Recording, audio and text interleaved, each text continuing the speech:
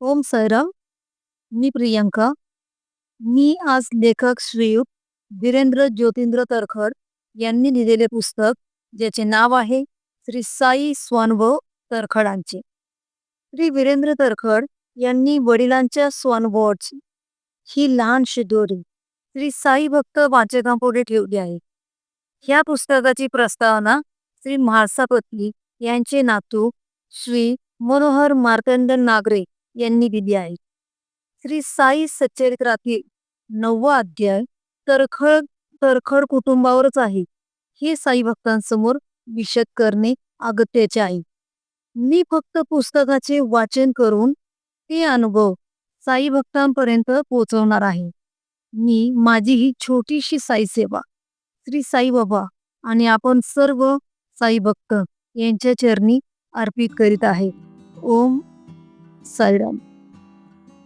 श्री साई स्वानुभव तरखडांचे मनोगत. प्रिय वाचक हो, हे अनुभव कथन सुरू करण्यापूर्वी मी आपणा सर्वांची क्षमा मागणार आहे. कारण असे की हे सर्व अनुभव प्रत्यक्षात माझे नसून ते माझ्या वडिलांनी त्यांच्या हयातीत आम्हा सर्वांना कथन केलेले आहे. बालपणी जेव्हा जेव्हा ते मी माझ्या वडिलांच्या तोंडून ऐकत असे तेव्हा तेव्हा ते मला एखाद्या परितक्याप्रमाणे वाटायचे. पण जसे जसे माझे वय वाढत गेले व मला तुझी शिर्डी साईबाबांची महती समजू लागली तसे तसे माझ्या अंतर्मनात विचार परिपक्व होऊ लागले की माझ्या वडिलांनी साईबाबांच्या सानिध्यात राहून जे काही अर्थातच दैवी अनुभव घेतले आहेत तो या पृथ्वी तलावरील त्यांच्या जीवनातील एक अमौलिक ठेवा आहे. आणि हा अमौलिक ठेवा आपण सर्व साई भक्तांपुढे उघडा करावा असे मला राहून राहून वाटायचे. अर्थातच ह्या जीवन राहतगाडग्यात हे करणे म्हणजे एक दिव्यच होते. माझ्या आयुष्यात मी बरेच वेळा श्री क्षेत्र शिर्डीला भक्ती भेट दिलेली आहे. साहजिकच मला माझ्या अनेक साई भक्तांशी भेटी झालेल्या आहे.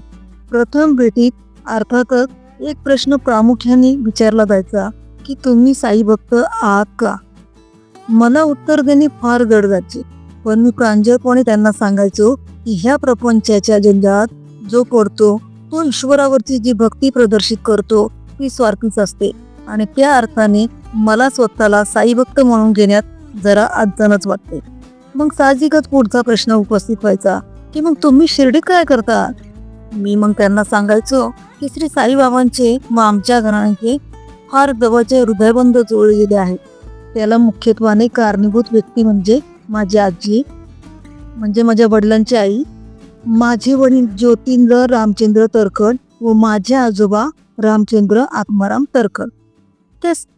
ते सर्वांना श्री साई सहवास घडला साधारण 1908 ते 1918 आणि त्यामुळे आम्हा सर्वांची जडणघडण अशी झाली की साईबाबा म्हणजेच आमचे सर्वस्व.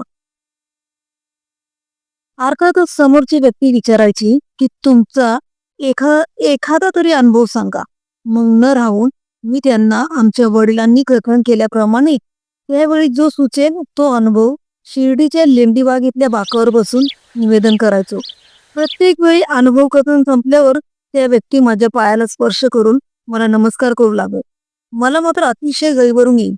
एकदा तर माझी भेट पुण्याच्या एका साई भक्त मंडळाबरोबर झाली आणि त्यांनी मला पुण्याला येऊन सर्व साई भक्तांना ते अनुभव कथन करण्याची विनंती केली. मी त्याप्रमाणे त्यांच्या विनंतीला मान देऊन माझ्या कुटुंबियासमेत पुण्याला गेलो आणि तो अनुभव कथन कार्यक्रम साधारण 2 तास चालला. त्यानंतर मात्र त्या सर्वांनी माझ्या पाया पडण्यासाठी रेगस लावली. मी मात्र ठरवले की हे आपले क्षेत्र नाही, पण एक गोष्ट माझ्या मनात पक्की घर करून बसली की आपल्या निवृत्तीनंतर आपल्याला भरपूर वेळ मिळण्याची शक्यता आहे आणि त्याचा सदुपयोग आपण ह्याच कार्यासाठी करावा. 18 जून 2003 साली माझ्या वयाला 60 वर्ष पूर्ण झाली आणि आज 15 ऑगस्ट 2003 रोजी 97व्या स्वातंत्र्य दिनी मी हे लिखाण करण्याला सुरुवात केली. प्रिय साई भक्त वाचक हो, मी ते नमूद करू इच्छितो नव्हे. माझी तुम्हा सर्वांना नम्र विनंती आहे की मी कुणी हेमाडपंत म्हणजे श्री साई सच्चरित्रकार कैलासवासी अण्णासाहेब दाभोळकर नाही. ते एक महान चरित्रकार होऊन गेले. मी नित्य नियमाने त्यांच्या साईबाबांच्या पोथीचे वाचन करतो. त्यांनी नमूद केल्याप्रमाणे बरेचसे अनुभव आमच्या वडिलांनी अनुभवलेले आहेत. म्हणजे ते प्रत्यक्ष तिथे शिर्डीला त्यावेळी उपस्थित होते आणि त्यांच्या दृष्टिकोनातून त्यांनी जे मला कथन केले आणि जसे माझ्या स्मरणात राहिले त्याप्रमाणे मी ते कथन करणार आहे. मला क्षमा करा की माझ्याकडे तारखांचे किंवा तिथीचे काही टिपण नाही. माझ्या वडिलांचे सांगण्याप्रमाणे त्यांना साई सहवास साधारण 9 ते 10 वर्षाच्या काळात घडला आणि ह्या कालावधीत त्यांनी शिर्डीला ऐकून 17 वेळा भेट दिली. अर्थात प्रत्येक भेटीचा काळ साधारण 8 दिवस ते 1 महिना असा असायचा.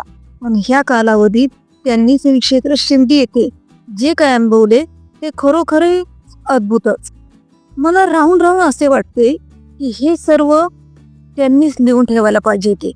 अर्थात साईबाबांचे असंख्य भक्तगण होते, पण त्या सर्वांनी त्या काळात आपले अनुभव कैलासवासी अण्णासाहेब दाभोळकरांना निवेदन केले असणार आणि मग ते सुरेखपणे अण्णासाहेबांनी आपल्या ओव्यात गुंफून साई भक्तांपुढे श्री साई सच्चरित्राद्वारे मांडलेले आहे.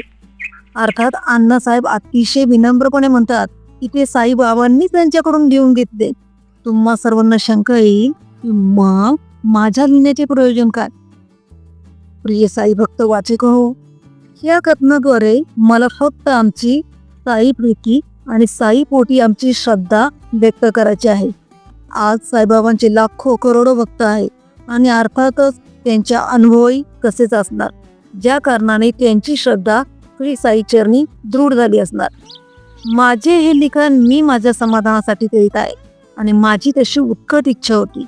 माझ्या लिखाणाचा काही अनुभव नसल्यामुळे माझ्याकडून बऱ्याच चुका होण्याची शक्यता आहे. मला लिखाणाचा काहीही अनुभव नाही. तुम्ही सर्वांनी मला समजून घ्यावे ही नम्र विनंती. मला खात्री आहे की हे साई अनुभव कथन वाचून झाल्यावर आपणा सर्वांना वाटेल की जर माझ्या वडिलांनी हे दैवी सुख अनुभवले तर मग माझे स्वतःचे काय. मी प्रामाणिकपणे सांगू इच्छितो की अजून तरी मला स्वतःला काही दैवी अनुभव आलेला नाही. माझी अशी धारणा आहे की ही प्रत्येक व्यक्तीची पूर्वपुण्यही असते आणि त्याप्रमाणे त्याला ईश्वर सहवास घडतो.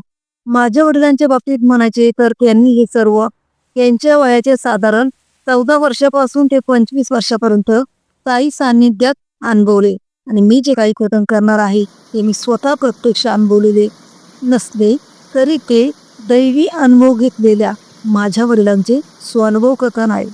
मला इथे प्रामुख्याने एक गोष्ट सांगावीशी वाटते की माझे वडील त्यावेळी मुंबईच्या सेंट जेवियर शाळेत शिकत होते आणि त्यामुळे ते नक्कीच काही अंधश्रद्धाधारिक व्यक्ती नव्हते.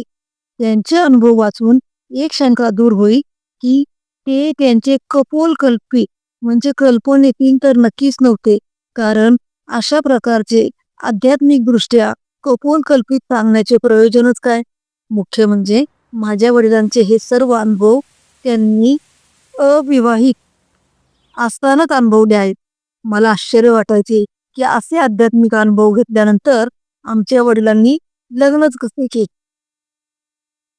याचे उत्तर ते असेच देत की त्यांच्या आईने त्यांना संसारात पडण्यास भाग पाडले, नाहीतर कदाचित तळखडांची वंशवेल खुटून गेली असती. पण तो इतिहास निराळा, आपण तिथे न वळलेलेच. आता थोडे आमच्या घराण्यासंबंधी. आमचे मूळ गाव म्हणजे तरखडगाव. हे गाव वसईच्या किल्ल्याच्या जवळ आहे आणि म्हणून आमचे मूळ नाव तरखडकर. आमचे पूर्वज चिमाजी अप्पांच्या बरोबर पोर्तुगीजांच्या विरुद्ध या वसईच्या किल्ल्याच्या लढाईत लढले होते व ती लढाई चिमाजी अप्पांनी जिंकली होती. या शौर्य प्रदर्शनासाठी तरखडकरांना तरखडगावची जहागिरी बक्षीस मिळाली होती. पुढे इंग्रजांची सत्ता आली आणि पांडुरंग तरखडकरांनी वसईवरून मुंबईला स्थलांतर केले. त्यांचा ओढा शिक्षणाकडे होता. त्यांच्या 2 सुपुत्रांनी नावलौकिक कमावला. एक सुपुत्र म्हणजे प्रसिद्ध व्याकरणकार दादोबा पांडुरंग तरखडकर, ज्यांनी मराठी भाषिकांना शुद्ध इंग्रजी शिकण्यासाठी इंग्रजी भाषेच्या व्याकरणाचे मराठी रूपांतर दिले, जे पूर्वीच्या कित्येक पिढ्यांनी आत्मसात केले. दुसरे सुपुत्र आत्माराम पांडुरंग तरखड म्हणजे माझे पंजोबा, यांचा ओढा वैद्यकीय शिक्षणाकडे होता व ते त्या काळात प्रसिद्ध डॉक्टर म्हणून नावारूपाला आले. ते त्यावेळी मुंबईच्या व्हाईसरॉयचे डॉक्टर होते व त्यांनी चर्नी रोडच्या चौपाटीवर स्वतःचा बंगला बांधला होता. मुंबईला बरेच काळ वास्तव्य झाल्यामुळे व तरखड गावाशी संबंध तुटल्यामुळे त्यांनी आपल्या आडनावातील कर गाळून टाकला. तेव्हापासून आम्ही सर्व तरखडकर न राहता तरखड झालो. आत्मारामांनी आपल्या मुलांना वैद्यकीय शिक्षणच दिले व त्यांना इंग्लंडला पाठवले. त्यांच्या मुलीचे नाव माणिक तरखड. त्यांची गणना मुंबईच्या सुरुवातीच्या लेडी डॉक्टरांमध्ये होते. आत्मारामांचे एक सुपुत्र रामचंद्र आत्माराम तरखड म्हणजे माझे आजोबा. ते मात्र डॉक्टर न होता BSc झाले व त्यांनी टेक्सटाईलच्या क्षेत्रात प्रावीण्य मिळवले. ते खटाव ग्रुप ऑफ मिल्सचे सेक्रेटरी होते. त्यांनी आपले स्वतःचे विराट बनवून ते वांद्रे शेरी राहावयास आले. त्यांचे पुढे साईबाबांवर प्रेम जडले आणि बाबासाहेब तरखड या नावानेच ओळखले जात. साईबाबांच्या महतीचा प्रचार मुंबईला करण्यात त्यांनी पुष्कळ पुढाकार घेतला. अर्थात कीर्तनकार व प्रसिद्ध साईभक्त दासगणू महाराजांच्या साह्याने. बाबासाहेब तरखड यांचा शिर्डीचे साईबाबा संस्थान स्थापन करण्यात सिंहाचा वाटा होता व त्यांची नेमणूक संस्थानाचे पहिले ट्रेझरर म्हणून झाली होती. तसेच जेव्हा पहिले साईलीला मासिक प्रसिद्ध झाले त्याची प्रस्तावना त्यांनी लिहिली होती. शिर्डीच्या पावन साई मंदिरात ज्या प्रसिद्ध भक्तांचे फोटो लावले आहेत त्यामध्ये तुम्हाला त्यांचा फोटो आढळून येईल. कैलासवासी अण्णासाहेब दाभोळकरांचे सच्चरित्रात जो 9वा अध्याय तरखड कुटुंबावर लिहिला आहे हे बाबासाहेब तरखड हेच म्हणजे माझे आजोबा. या 9व्या अध्यायात ज्या बाईचा उल्लेख आहे त्या माझ्या आजी व ज्याला मुलगा म्हणून संबोधले गेले आहे हे म्हणजे माझे वडील ज्योतिंद्र रामचंद्र तरखड. अर्थात मी जे साई स्वानुभव कथन करणार आहे ते ज्योतिंद्राच्या आहे.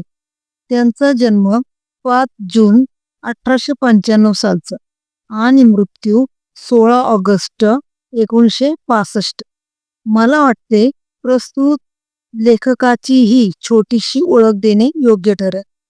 लेखकाचे नाव वीरेंद्र ज्योतिंद्र तरखड. हे ज्योतिंद्राचे कनिष्ठ पुत्र. हे व्यवसायाने इंजिनियर असून त्यांनी 2 कंपन्यातून मॅनेजर म्हणून कार्य केले आहे. सध्या ते निवृत्त झाले असून सांताक्रूजला वास्तव्याला आहे. प्रिय साई भक्त वाचकांनो, ह्या पुस्तकाचे वाचन झाल्यावर जर का तुम्हाला इच्छा झाली तर तुम्ही प्रस्तुत लेखकाला जरूर भेटू शकता. अर्थात ही भेट फक्त साई प्रेमापोटीच असावी अशी नम्र विनंती. ओम साईराम.